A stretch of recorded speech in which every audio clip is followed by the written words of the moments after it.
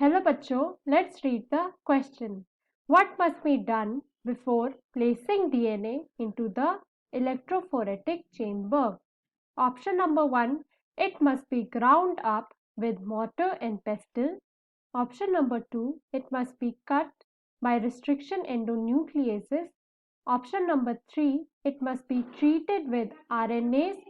And option number 4, none of the above. तो इस question में हमें बताना है कि जो डीएनए को हम प्लेस करते हैं इलेक्ट्रोफोरेटिक चेंबर में, उससे पहले हम क्या प्रोसेस करते हैं। आज का की कॉन्सेप्ट है जेल इलेक्ट्रोफोरेसिस। तो पहले हम समझेंगे जेल इलेक्ट्रोफोरेसिस होता क्या है।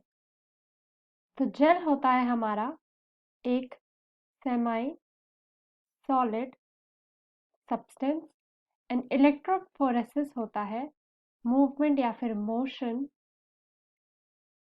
of charges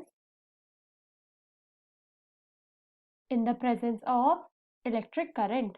So gel electrophoresis एक प्रोसेस है जिसमें बायोमोलिक्यूल्स जैसे हमारा डीएनए, आरएनए, प्रोटीन कुछ भी जब हम इलेक्ट्रोफोरेटिक चेंबर में डालते हैं तो ड्यू टू हमारा प्रेजेंस ऑफ इलेक्ट्रिक करंट तो ये हमारे बायोमोलिक्यूल्स सेपरेट हो जाते हैं बेस्ड ऑन देयर साइज।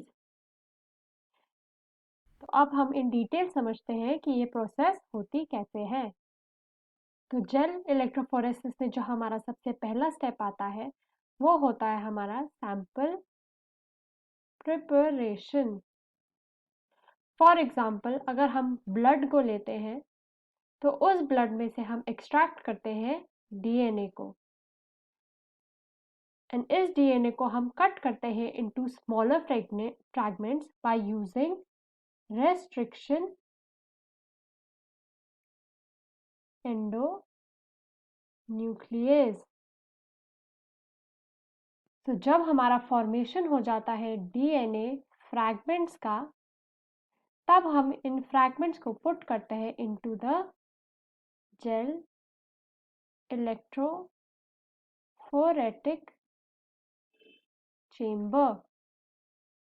तो इस चेंबर में होता ये है हम पुट करते हैं इलेक्ट्रोफोरेटिक चेंबर में जेल को एंड इसमें डालते हैं हम इलेक्ट्रोड्स जिसमें हमारा एक कैथोड होता है जो कि नेगेटिवली चार्ज होता है एंड एक एनोड होता है जो कि हमारा पॉजिटिवली चार्ज होता है। तो जब हम हमारा सैंपल या फिर डीएनए फ्रैगमेंट्स को इसमें पुट करते हैं एंड इलेक्ट्रिक करंट जब हमारा ऑन होता है तो ये हमारा जो फ्रैगमेंट्स है धीरे धीरे मूव करने लग जाते हैं टूवर्ड्स द एनोड क्योंकि जो हमारा डीएनए फ्रैगमेंट होता है वो हमेशा नेगेटिवली चार्ज्ड होता है। तो इस मूवमेंट के टाइम पे होता ये है जो हमारा जेल होता है वो एक्ट करता है एज अ सीव एंड इसमें से हमारा डीएनए फ्रैगमेंट साइज के हिसाब से सेपरेट होने लग जाते हैं। तो हमारा जेल का pore size is equal two degree of motion of DNA fragment. तो इसी पूरी प्रोसेस को हम जेल इलेक्ट्रोफोरेसिस बोलते हैं। So before placing DNA into the electrophoretic chamber, it must be cut by restriction endonucleases. तो हमारा option number B is correct. So I hope you understood the question well. Best of luck.